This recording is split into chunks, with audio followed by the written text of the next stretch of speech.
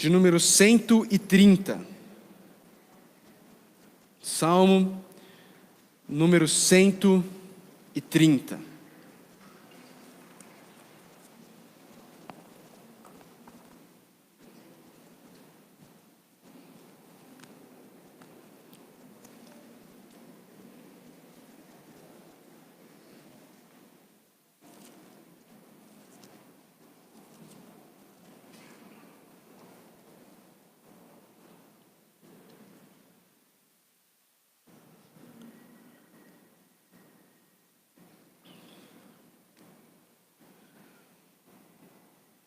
Diz assim a palavra de Deus: das profundezas clamo a ti, Senhor. Ouve, Senhor, a minha voz. Estejam atentos os teus ouvidos às minhas súplicas. Se tu, soberano Senhor, registrasses os pecados, quem escaparia? Mas contigo está o perdão, para que sejas temido. Espero no Senhor com todo o meu ser, e na sua palavra ponho a minha esperança. Espero pelo Senhor mais do que as sentinelas pela manhã. Sim, mais do que as sentinelas esperam pela manhã.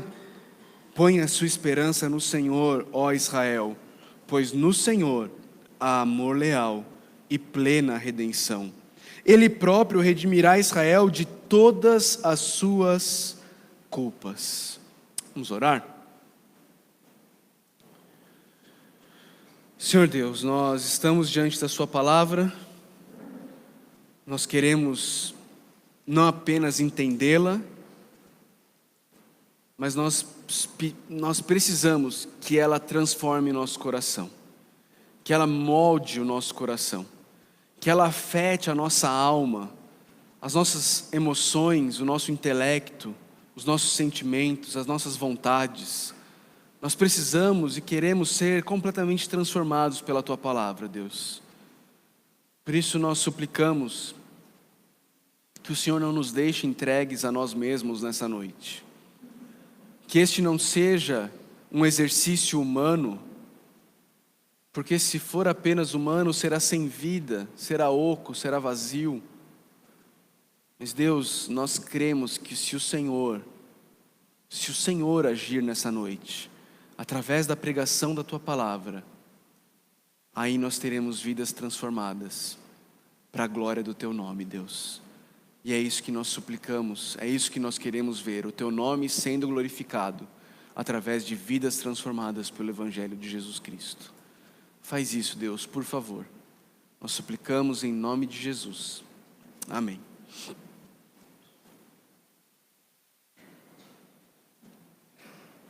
Se você percebeu, no topo do Salmo 130 aí na sua Bíblia, está escrito algo do tipo assim: cântico de peregrinação, ou salmo de romagem, alguma coisa do tipo. Está aí na tua Bíblia isso? No comecinho do Salmo 130, tem algo aí? Não é? Tem algo aí. O que é isso? O que é um cântico de peregrinação? O que é um salmo de romagem? Os cânticos de peregrinação, ou salmos de romagem, são os salmos que vão do Salmo 120 até o Salmo 134. São os salmos que o povo de Deus, Israel, cantava enquanto eles iam em direção a Jerusalém, ao templo, adorar ao Senhor. Enquanto eles caminhavam em direção ao templo, eles cantavam não apenas estes salmos, mas estes foram os que foram selecionados para fazer parte das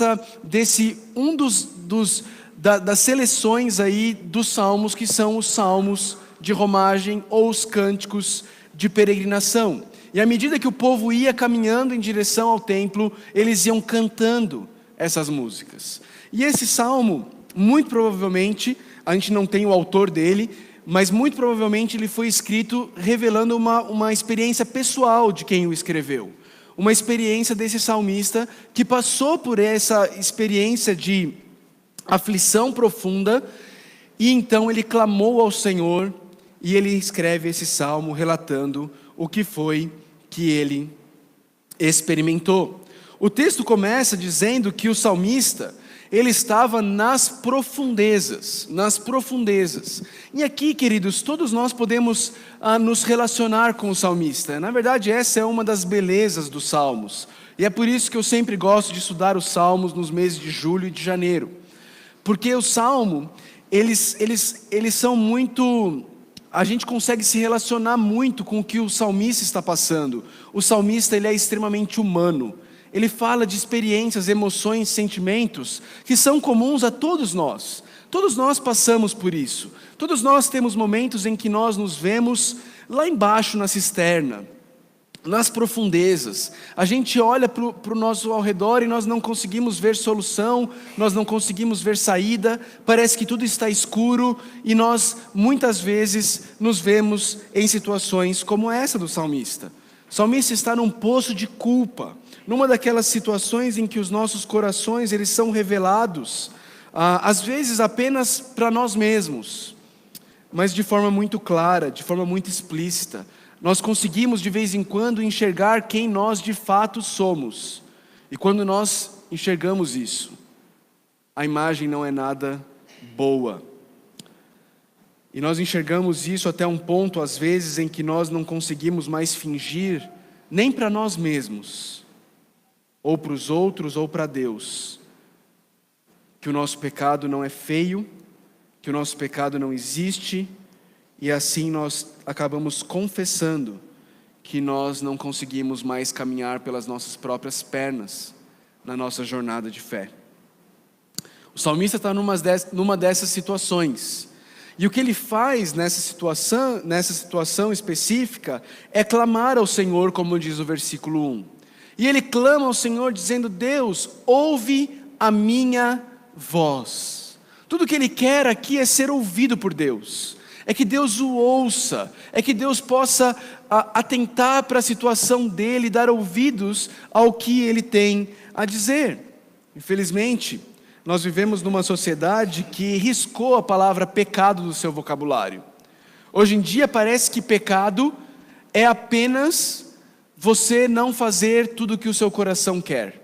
Se você não entregar todos os desejos que o seu coração tem a ele, então isso é um pecado. Nossa, mas que pecado, hein? Ele não conseguiu viver tudo o que ele queria. As pessoas olham dessa forma. Tem outras coisas também que são pecados na nossa sociedade, mas não vem ao caso. Mas são muito poucas e na verdade muitas delas nem são pecado de verdade. Mas aquilo que realmente desagrada a Deus, isso deixou de existir na nossa sociedade. A igreja, muitas vezes, tem olhado e resumido pecado com não dar o dízimo. Parece que é o único pecado que existe na igreja. Você não deu dízimo, então você está em pecado. O gafanhoto vai te pegar, o devorador está vindo, não é? E aquelas muitas coisas que a gente ouve por aí. E muitas vezes, vários pecados são deixados de lado. Nós estamos numa geração cauterizada e insensível para com o pecado. Nós fomos ensinados e treinados que nós somos frutos das circunstâncias. Nós somos levados a pensar que nós só estamos, na verdade, reagindo ao nosso meio. A culpa, na verdade, o erro, na verdade, está na família em que eu cresci, na vizinhança em que eu moro, talvez no governo do meu país, talvez na minha descendência, talvez no clima, talvez naquela pessoa que me cortou no trânsito. A culpa sempre está fora, nunca dentro de mim. É raro ouvirmos da boca de uma pessoa sendo exortada as palavras ditas pelo autor Paul Tripp. Paul Tripp fala o seguinte: o problema é o meu coração. As pessoas, locais e situações não me fazem pecar, elas são apenas um instrumento que revela o pecado do meu coração. É aquela velha ilustração do copo plástico cheio de água. Vocês vão se lembrar. Quando você aperta um copo plástico cheio de água, o que é que sai do copo? Água. Por quê? Alguns vão dizer, porque você apertou. Não, porque tinha água. Se tivesse coca, ia sair coca. As circunstâncias são o aperto, mas quando você aperta, só sai o que já está lá dentro, lá dentro. Queridos, sabe o que seria o início de um avivamento aqui em nossa igreja? O início de um avivamento aqui na nossa igreja seria um número cada vez maior de pessoas dessa igreja tendo a mesma experiência que o salmista teve aqui no Salmo 130. A experiência de perceber e reconhecer pecados em nossas próprias vidas e não nas vidas dos outros. Pecados que muitas vezes estavam e pareciam atitudes normais. Pecados que talvez antes nós dizíamos eram fruto do nosso temperamento, da nossa criação, das nossas circunstâncias, mas de repente, a gente começa a ver essas mesmas atitudes, esses mesmos pecados como pecados. E nós começamos a assumir a responsabilidade pelos nossos atos. E nós começamos a ficar inconformados com aquelas atitudes. Nós começamos a olhar para o nosso coração e nós começamos a clamar a Deus, e nós começamos a clamar como o salmista, suplicando ao Senhor, suplicando ao Senhor. No verso 2, é isso que o salmista faz. Ele diz: estejam atentos os teus ouvidos às minhas súplicas. Talvez a palavrinha súplica seja o melhor antônimo da palavrinha determino. Sabe quando aquelas pessoas oram, eu determino? O salmista, ele não determina, ele suplica. A súplica, ela é própria de alguém que reconhece que não tem nenhum direito. A súplica é própria de alguém que reconhece que não tem nada que ela possa exigir de quem ele está pedindo. Ele está suplicando, suplicando. Um avivamento, aqui nessa igreja, seria cada um de nós, e um bom número de nós, olhar para dentro do seu próprio coração e ficar aterrorizado com o que você está vendo lá dentro, com os seus desejos maus, com as suas vontades dissonantes com a vontade do Senhor, com os seus amores que não refletem o que Deus ama. E então, diante disso, cada um de nós, nos prostrando diante do Senhor, das profundezas, e suplicando ao Senhor por misericórdia. Você consegue pensar em hábitos, em atitudes, em desejos na sua vida que já se tornaram normais para você? Pecados para os quais você arranjou uma desculpa. Não, mas todo mundo faz isso. Não, pastor, mas eu estou apenas tentando proteger a minha família.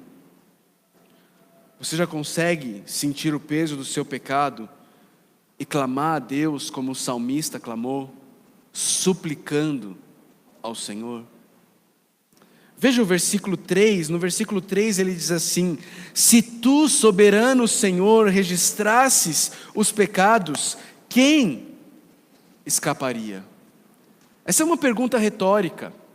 A resposta óbvia a essa pergunta qual é? Ninguém. Ninguém. Se Deus levasse em conta os nossos pecados, quem aqui poderia ficar em pé e ser aprovado diante de Deus? Se Ele fosse levar em conta os nossos pecados contra nós, quem aqui poderia ousar se dirigir a Deus? A realidade, queridos, é que se Deus fosse agir com justiça com toda a humanidade e com cada um dos seres humanos, todos nós teríamos que ser enviados para o inferno. Essa seria a justiça de Deus. Quando Deus salva um pecador do inferno por causa da sua graça, é isso que deveria nos fazer questionar se isso é justo ou não, e não um pecador sendo enviado para o inferno. Um pecador enviado para o inferno não é nada mais do que a ação normal de um Deus santo que não convive com o pecado e que é justo, e porque é justo, precisa punir o pecado. Martin Lloyd-Jones, um pastor inglês, ele certa vez disse que nós precisamos louvar a Deus por todos os, entre aspas, mas que aparecem nas Escrituras. Todas essas interjeiçõezinhas aí, mas, entretanto. E aqui, mais uma vez, nós temos esse mas, esse bendito mas. Se Deus, o soberano, registrasse os pecados, quem escaparia? Ninguém. Mas o versículo 4 diz: mas contigo está o perdão, para que sejas temido. Louvado seja Deus pelo mas, por diversos mas. Lá em Efésios, Paulo vai escrever que nós éramos por natureza merecedores da ira de Deus. Mas Deus, que é rico em misericórdia, pelo grande amor com que Ele nos amou, Ele nos deu vida com Cristo, estando nós mortos em nossos delitos e pecados. Nós merecíamos a ira, nós recebemos vida com Cristo. Aqui no Salmo, nós mereceríamos não escapar de Deus. A pergunta é: quem escaparia? A resposta é: ninguém. Mas contigo está o perdão. Queridos, quando existe pecado não confessado em nossas vidas, nós deixamos de desfrutar tudo que podemos desfrutar no nosso relacionamento com Deus. A gente muitas vezes tem uma visão equivocada sobre Deus. Nós olhamos para Deus e achamos que Deus, Ele está com um caderninho numa mão, com um chicote na outra. E com esse caderninho Ele anota os nossos pecados, e com esse chicote Ele nos pune, e Ele tem alegria em fazer isso. Mas a realidade, queridos, é que Deus é um Deus de salvação. É um Deus que ama perdoar pecadores arrependidos. E quando eu e você perdemos a oportunidade de confessar os nossos pecados, achando que o melhor que nós podemos fazer é esconder e abafar o nosso pecado do próximo e de Deus, nós nos afastamos de Deus. E nós deixamos de usufruir, de desfrutar, de nos deliciar na graça de Deus. A realidade, queridos, é que o perdão de Deus, o salmista diz, Ele traz glória para Ele. Ele faz com que nós o temamos, e essa ideia de temor não é uma ideia de medo, é uma ideia de alguém que está maravilhado. É a ideia daquela pessoa que chega diante do oceano pela primeira vez. Alguém aqui chegou diante do mar pela primeira vez quando você já era adulto? Você foi para o mar pela primeira vez. É aquela sensação.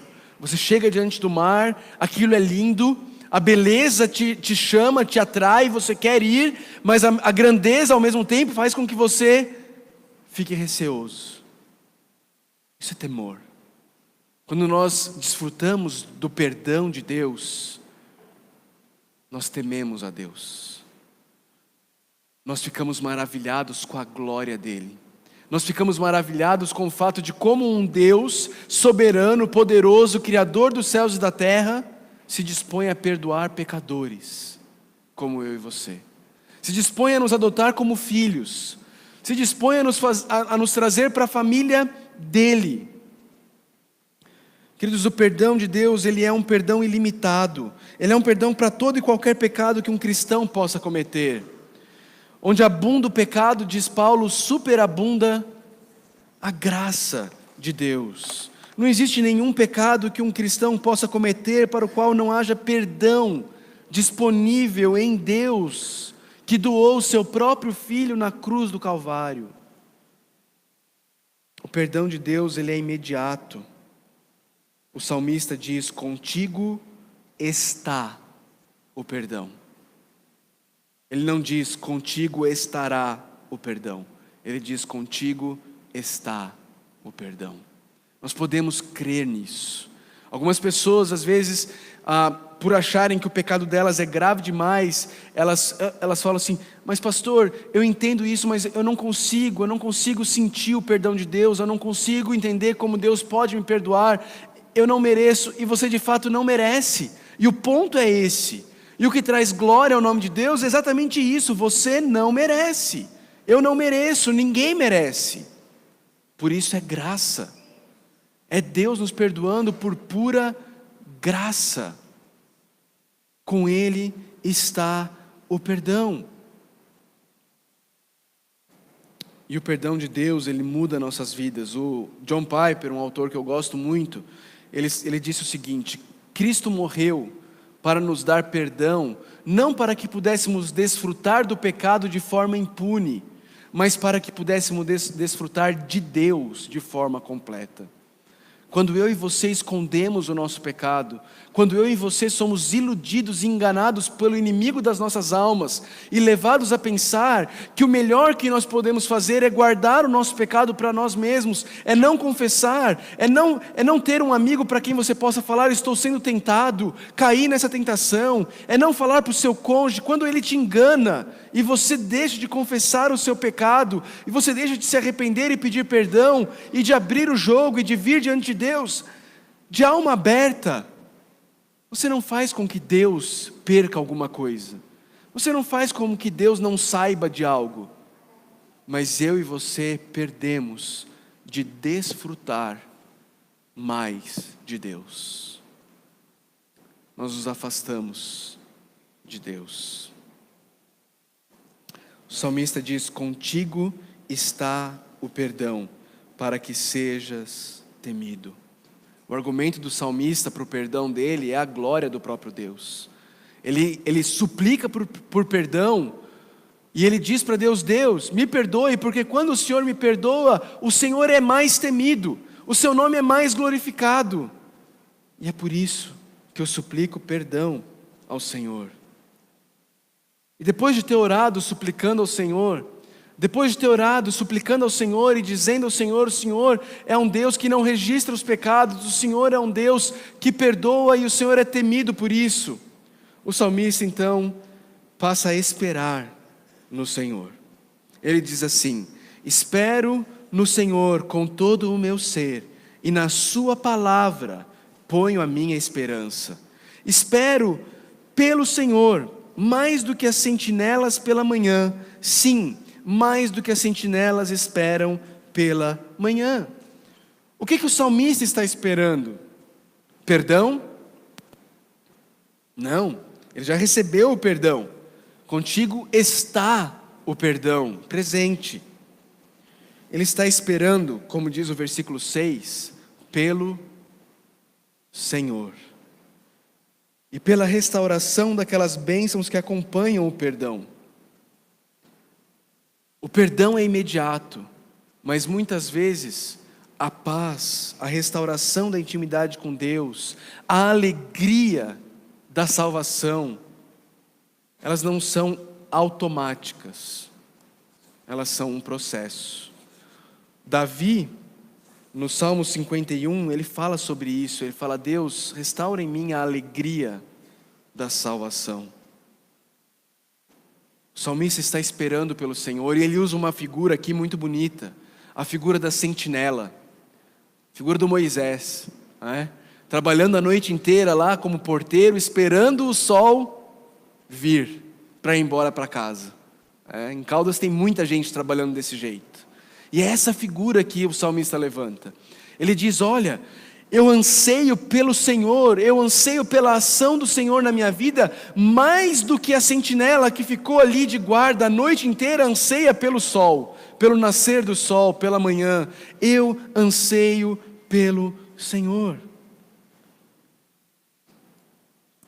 No verso 7, ele diz: põe a sua esperança no Senhor, ó Israel, pois no Senhor há amor leal e plena redenção. Ele começa aqui a fazer o mesmo que Davi fez no Salmo 51, no versículo 13, quando Davi, ali naquele salmo de confissão, no versículo 13, ele diz assim: Então ensinarei os teus caminhos aos transgressores, para que os pecadores se voltem para ti. Ele passa a ensinar os outros, ele passa a usar a experiência dele como um testemunho para aqueles que continuam no pecado. A redenção, queridos, a redenção e o perdão devem ser experiências comunitárias, porque a redenção e o perdão devem afetar a comunidade na qual nós vivemos. Nós precisamos relatar o que Deus tem feito em nossas vidas, como Deus tem nos transformado, como Ele tem nos ensinado, como Ele tem nos perdoado, para que nós possamos servir de testemunho para os outros, de encorajamento para os outros, para que outros possam ser perdoados, para que outros possam parar de guardar e esconder o seu pecado naquele quartinho escuro e escondido do coração, mas possam abrir o porão das suas vidas e falar: Deus está aqui, o Senhor já sabe de todas as coisas, esse aqui é quem eu sou, eu suplico a Ti, me perdoe, porque contigo está o perdão, porque eu creio na Tua graça. Nós precisamos testemunhar disso uns aos outros. Romanos capítulo 8, versos 38 e 39. Pois estou convencido de que nem morte, nem vida, nem anjos, nem demônios, nem o presente, nem o futuro, nem quaisquer poderes, nem altura, nem profundidade, nem qualquer outra coisa na criação será capaz de nos separar do amor de Deus que está em Cristo Jesus, nosso Senhor. Isso precisa trazer confiança em cada um de nós, para podermos abrir o porão de nossas vidas e confessarmos os nossos pecados a Deus, confessarmos os nossos pecados uns aos outros. Por favor, queridos, creiam nisso. Esconder o seu pecado do seu cônjuge, esconder o seu pecado do seu patrão, esconder o seu pecado da tua família da fé, não te fará bem. Só fará com que mais dano, mais destruição seja causada no seu casamento, na sua empresa, na sua igreja, na sua vizinhança. Deus já sabe, Cristo morreu pelo seu pecado. Se você está em Cristo, Ele já pagou esse pecado. Confesse, se arrependa, busque restauração, porque nada será capaz de te separar do amor de Deus que está em Cristo Jesus, nosso Senhor. Por quê? O salmista diz no versículo 7: pois no Senhor há amor leal. Algumas versões traduzem como misericórdia. Essa é aquela palavrinha que eu tenho falado para vocês, que é a única. Se você vai aprender uma palavrinha em hebraico, que seja essa: Hesed. Hesed, o amor leal de Deus, o amor pactual de Deus, o amor de Deus que faz com que Ele permaneça leal a nós, mesmo quando nós não somos leais a Ele, porque Ele é leal à palavra dEle. Ele é leal à palavra dEle.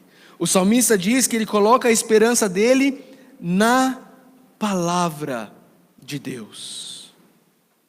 Deus é leal à sua palavra. Deus é leal às alianças que Ele fez com o seu povo. E como diz Paulo lá em Romanos, nada vai ser capaz de fazer com que Deus pare de amar aqueles que estão em Cristo Jesus. Então pare de fingir ser quem você não é. Pare de usar uma máscara do cristão perfeito. Abra o jogo, seja sincero, seja verdadeiro, reconheça suas limitações, peça ajuda. Confesse seus pecados, confesse seus dilemas, suas lutas, peça ajuda. Peça ajuda ao Senhor, peça ajuda aos irmãos em Cristo, porque em Deus há amor leal e plena redenção. Plena redenção. Deus não redime pela metade, Deus não redime em partes, Deus nos redime de forma plena. Nós podemos abrir o jogo, nós podemos tirar toda essa sujeira do porão da nossa alma, nós podemos tirar a máscara sermos honestos sobre quem nós somos, buscarmos ajuda na comunidade de fé e no Deus da nossa fé. Por quê?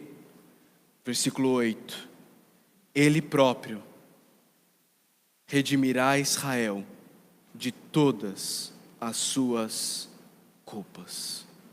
Você se sente culpado? Você sabe que você é culpado? Talvez tenha algo no seu coração que você tenha escondido, talvez por anos.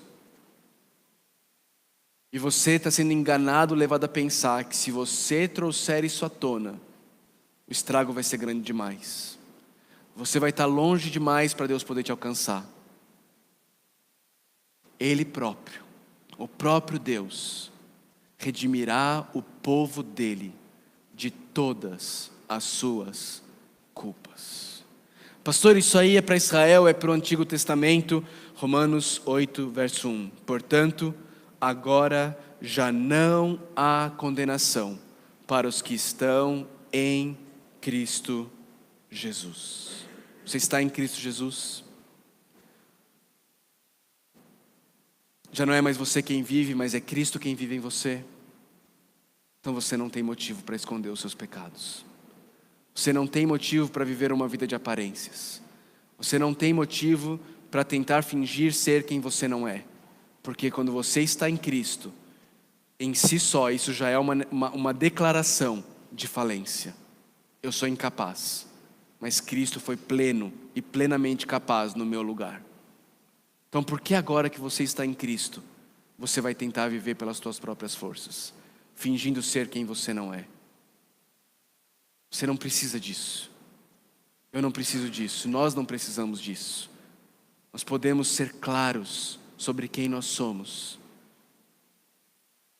Porque quando nós confessamos os nossos pecados, Deus é fiel e justo para nos perdoar os pecados e nos purificar de toda injustiça. O autor de Provérbios nos ensina que aquele que esconde os seus pecados não prospera. E a ideia aqui não é de prosperar financeiramente. Porque na antítese que tem no paralelismo do hebraico, a segunda parte do versículo explica a primeira. E a segunda parte do versículo diz assim: mas aquele que confessa e deixa encontrará misericórdia. Misericórdia. Misericórdia. Não é disso que nós precisamos? Não é disso que nós precisamos? Sim, é disso que nós precisamos. Nós precisamos de misericórdia. O salmista, que começou reconhecendo o poço de culpa no qual ele estava mergulhado, esse mesmo salmista, quando ele confessa seus pecados e reconhece o perdão de Deus na sua vida, ele agora é capaz de terminar o seu salmo reconhecendo que Deus redimirá, Deus removerá, Deus pagará todas as suas culpas. Percebe que o salmista, ele coloca essa redenção no futuro. Você percebeu isso? Opa, volta para mim, Lucas, por favor. Estou conseguindo, mais um. Aí, ele próprio redimirá, futuro. Nós temos uma vantagem diante do salmista. O salmista ia para o templo cantando isso, porque ele ia lá ofertar e matar um animal, para que o sangue do animal fosse derramado, para que ele pudesse ser perdoado, mas ele fazia isso com fé, não no sangue do animal, mas com fé de que aquele sangue daquele animal, ele era uma sombra do sangue do Cordeiro de Deus, que tira o pecado do mundo, que um dia viria, derramaria o seu sangue, um sacrifício de uma vez por todas, para que todo aquele que nele crê, não pereça, mas tenha a vida eterna.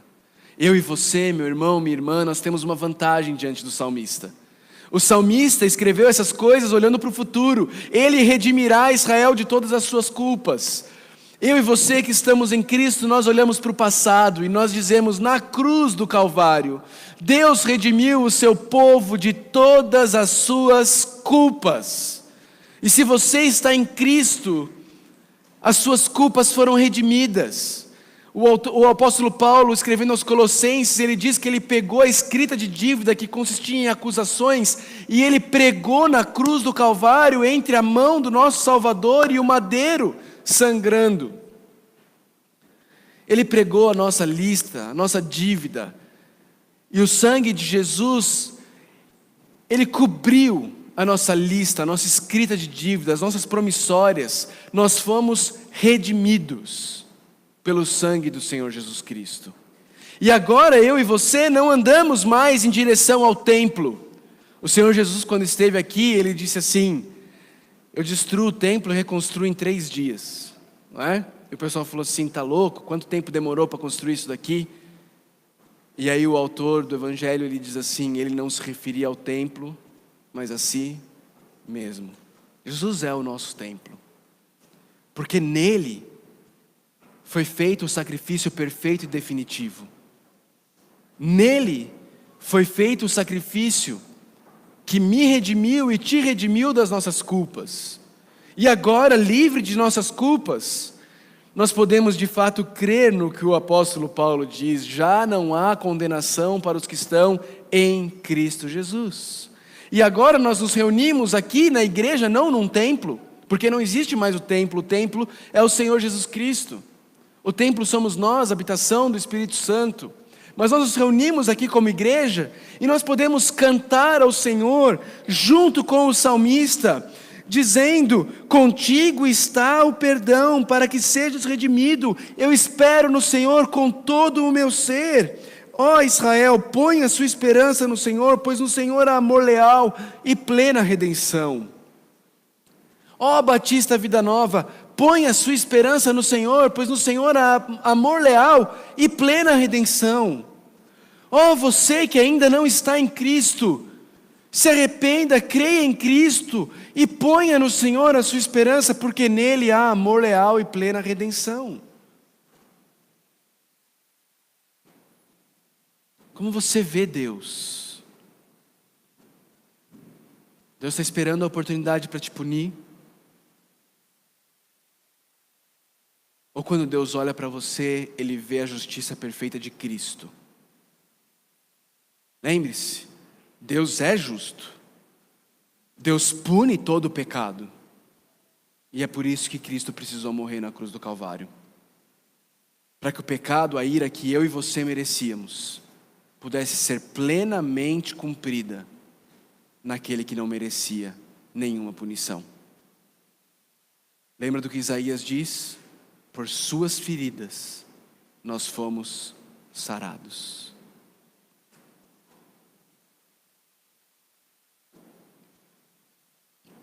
Algumas aplicações. Se Deus é o Deus que perdoa, e Ele é, então, primeiro, eu e você podemos e devemos jogar limpo com Deus e com o próximo. Se nosso Deus, queridos, fosse o Deus de qualquer outra religião, eu entenderia o tentar esconder pecados. Porque todas as outras religiões, elas dizem para o ser humano assim, esforce-se, seja o melhor que você puder ser, porque no final, as suas boas obras vão estar num prato da balança e as suas más obras estarão no outro prato da balança, e o prato que tiver mais pesado vai determinar se você vai ser salvo ou não. Então, se você cresce nesse Deus, no Deus do islamismo, no Deus do budismo, no Deus do catolicismo, se você cresce em qualquer um desses deuses, eu diria para você, faz sentido esconder os seus pecados. Faz sentido. Mas se você crê no Deus que não poupou o seu próprio filho, antes o entregou por nós, se você crê no Deus que derramou a ira dele no filho dele, para que nós pudéssemos ser objeto do amor dele ao invés da ira, então não faz sentido nenhum você querer esconder os seus pecados, nem de Deus, nem das pessoas ao seu redor.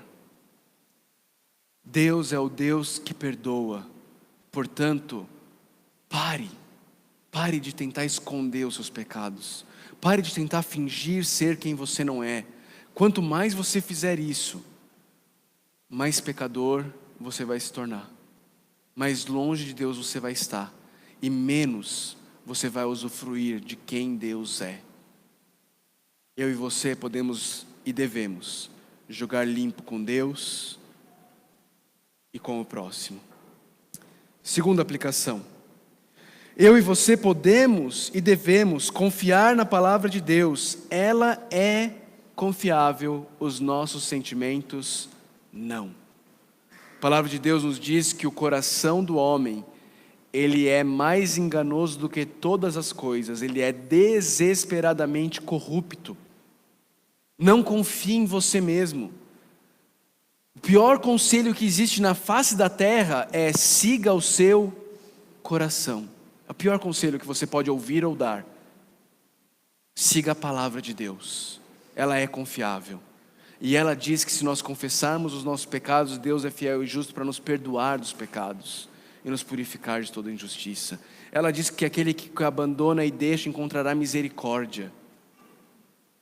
Creia na palavra de Deus. Ah, pastor, mas eu não estou sentindo. Não espere sentir. Creia na palavra de Deus. O seu coração, ele é enganoso, ele é corrupto. Creia na palavra de Deus. É isso que o salmista fez.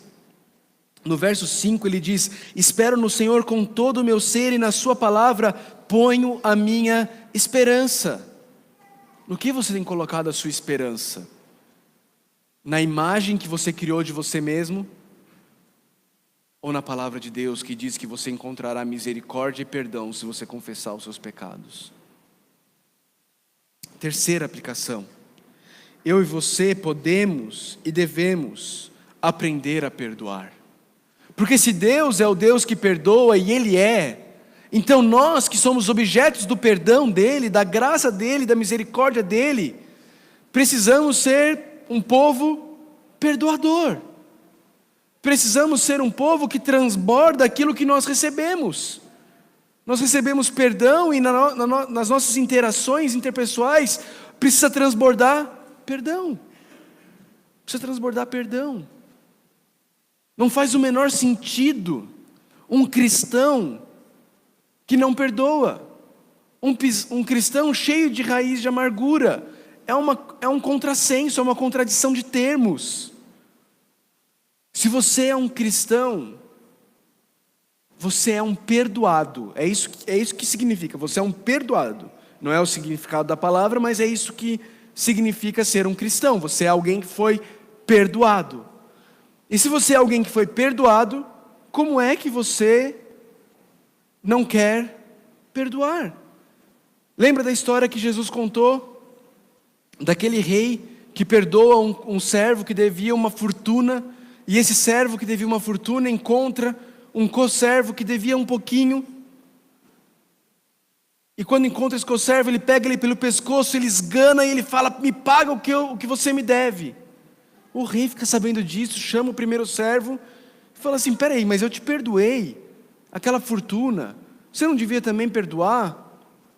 Vai para a masmorra, e você vai ser punido até você me pagar. Jesus termina dizendo que aquele que não perdoa também não é perdoado. Por quê? Porque se eu perdoo para ser perdoado? Não. É porque se você não perdoa, existe um forte indicativo que provavelmente você não experimentou ainda o perdão de Deus. Porque não tem como ser lavado e remido no sangue de Jesus e achar que você tem o direito de excluir alguém do teu convívio, de gelar alguém, de fazer ela pagar o que ela fez para mim, porque alguém pecou contra você. Se Deus é o Deus que perdoa, e Ele é, então Eu e você podemos e devemos usar nossos fracassos como oportunidade para ensinarmos os outros sobre o amor leal de Deus. Eu e você devemos e podemos fazer isso. Falar para os outros o que Deus fez em nós. Pais, mães, não existe melhor evangelismo para os seus filhos do que contar para eles o que Deus fez na sua vida. Contar para eles o que vocês mereciam e o que Deus deu para vocês. Quem vocês são e por causa da graça quem Deus os tornou. Às vezes a gente quer passar para os nossos filhos uma ideia de que nós nascemos perfeitos, nós somos perfeitos, a gente não peca. Nossos filhos nunca nos vêm pedindo perdão, reconhecendo pecados. Não existe melhor maneira de ilustrar, demonstrar graça para os seus filhos do que sentar com eles e falar assim: minha filha, meu filho, ontem você viu papai agindo assim, assim, assim. Queria te dizer, minha filha, meu filho, papai pecou, papai errou. Papai já pediu perdão para Deus, papai já pediu perdão para aquela pessoa. E a palavra de Deus nos diz que Deus perdoou o papai. Na verdade, minha filha, um dia o papai andava longe de Deus, muito longe de Deus. E o papai era merecedor da ira de Deus. Mas Jesus Cristo morreu na cruz para salvar o papai, para pagar o preço do pecado do papai. E hoje o papai é filho de Deus, é perdoado por causa da graça. O papai não merecia. Olha o mundo que você abriu de conversa com os seus filhos, para eles entenderem que o papai não é o santo, que o papai e a mamãe não são os perfeitos. O papai e a mamãe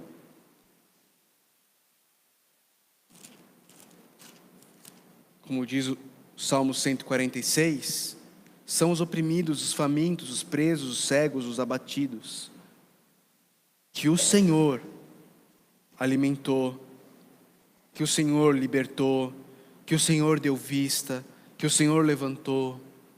Esse é o papai, essa é a mamãe. São objetos da graça de Deus. Por último, se Deus é o Deus que perdoa, e Ele é, então nossos testemunhos deveriam falar do caráter de Deus, ao invés de exaltarem nosso pecado. Já viu o testemunho?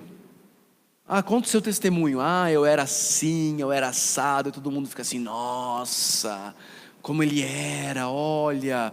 E acaba se tornando um show de exaltação do pecado e do pecador, ao invés de exaltar a graça de Deus. Você não vê o salmista falando nada sobre o pecado dele aqui.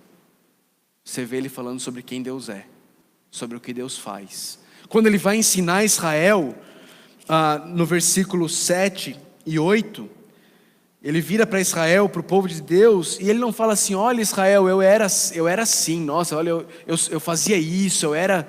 Não, ele fala, olha, ponha a sua esperança no Senhor, porque no Senhor há amor leal, no Senhor há plena redenção, Ele redimirá Israel de todas as suas culpas. Ele fala do Senhor. A gente precisa falar menos da gente e mais do Senhor, do que o Senhor faz, de quem Ele é, do caráter dEle, para que Ele seja glorificado e não nossos pecados. Queridos, o salmista estava indo para o templo fazer um ritual que precisava ser refeito rotineiramente, e ele olhava para frente. O Senhor redimirá Israel de todas as suas culpas. Louvado seja Deus, porque Ele redimiu o seu povo de todas as suas culpas. 2000 anos atrás, Ele mandou o Filho dEle. E Ele pegou aquela lista de pecados que Ele registrou.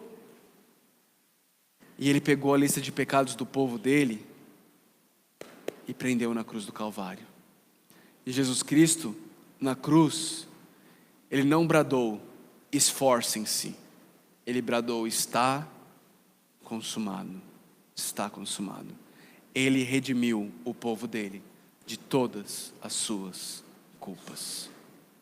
nós precisamos confiar nele e descansar nele, para que ele traga purificação e transformação em nossas vidas, à medida que a gente abre o porão do nosso coração para sermos transformados.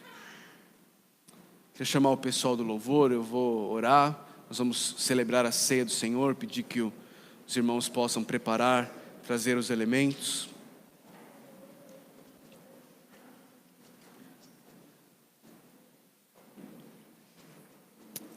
Nós vamos celebrar a ceia do Senhor, que é um visual muito claro, muito vivo. Talvez seja o único teatro que cabe no culto cristão. É o teatro da ceia do Senhor, que nós temos o pão representando o corpo de Cristo, o suco de uva representando o sangue do Senhor Jesus Cristo, e nós nos lembramos do que foi realizado na cruz do Calvário por nós, do perdão, do porquê Deus pode ser um Deus que perdoa, por causa do que aconteceu na cruz do Calvário. E quando nós fazemos isso, nós somos alimentados por Jesus Cristo com a sua graça, e nós olhamos para frente com esperança, nos lembrando que um dia, o próprio Senhor Jesus Cristo participará com a gente de uma outra refeição, as bodas do Cordeiro, em que celebraremos a nossa salvação em Deus. Queria pedir que o Toninho nos ajudasse, Toninho, nessa frente. Os irmãos já estão com os elementos, podem vir também. Nós vamos fazer como a gente tem feito. Nós vamos ter o pão e o suco aqui, o pão e o suco aqui. Você que vai participar da ceia, você pode vir